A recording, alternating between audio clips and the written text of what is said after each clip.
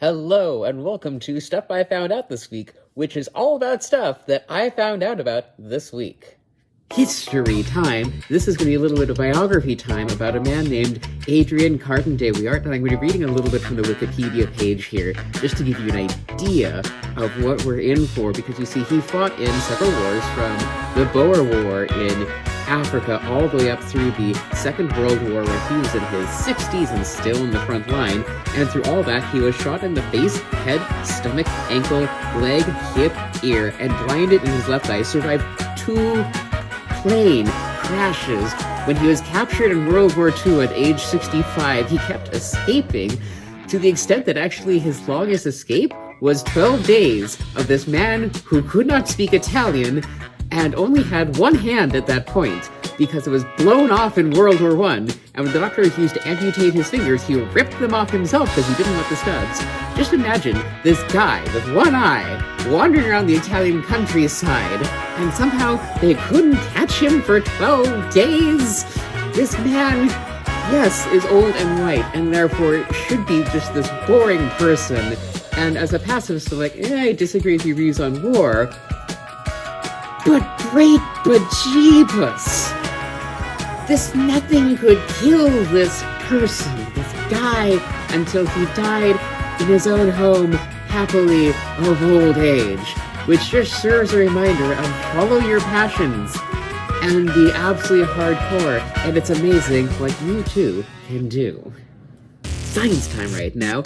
Did you know that we actually might have discovered a new state of matter last week, or at least published about it? See, for a long, long time, we knew that the center of the Earth, by nature being the center of the Earth, the core, was super hot and super pressurized, and that super pressure would ensure that no matter how hot it got, the center of the Earth was probably a solid. Lots of metals, a couple other trace elements, basically a big bit of iron. But a group of scientists from a university in China published a paper this weekend where they were looking at how evidence from fissures and volcanoes was stacking up with our predictions if the core is solid.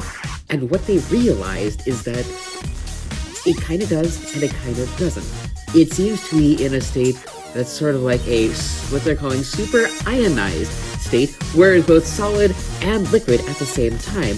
That's right, the center of the Earth might just be a soft serve.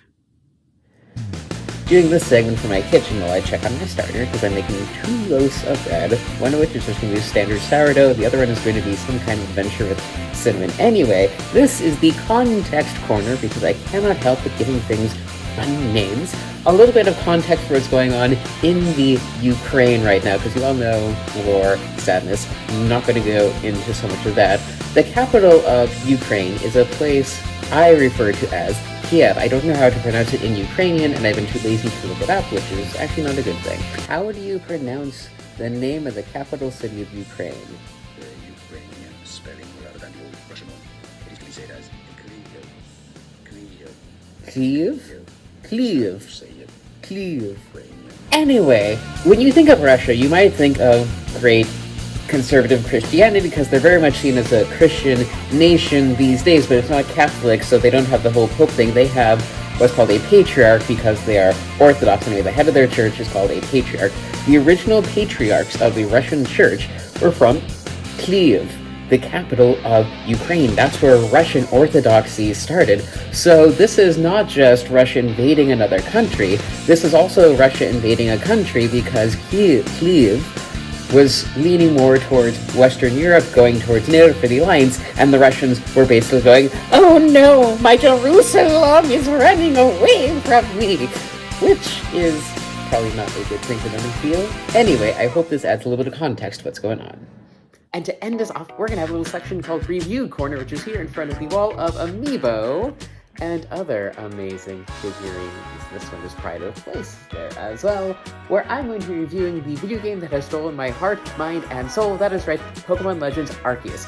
what do you do in Pokemon's Legend Arceus? Well, you run around ignoring the plot because the plot is filled with cutscenes that take forever, and instead you sneak up on creatures and enslave them in little teeny tiny balls. That is correct. In the old games, you were warned not to go into a tall grass because a Pokemon could come out and get you.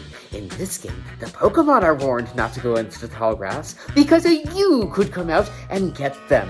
So far, it's been a lot of fun. They have different sizes, they have different attitudes to you. Some of them attack, some will just sort of walk up to you and say, feed me. Some of them will take one look at you and run away. You get to make friends. It's lots and lots of fun, although be aware that cliffs are tall. And if you do what I tend to do, which is go, ooh, pretty, and accidentally run off the cliffs, you will get some game overs and you will lose some items. Also, you could do this to a turtle.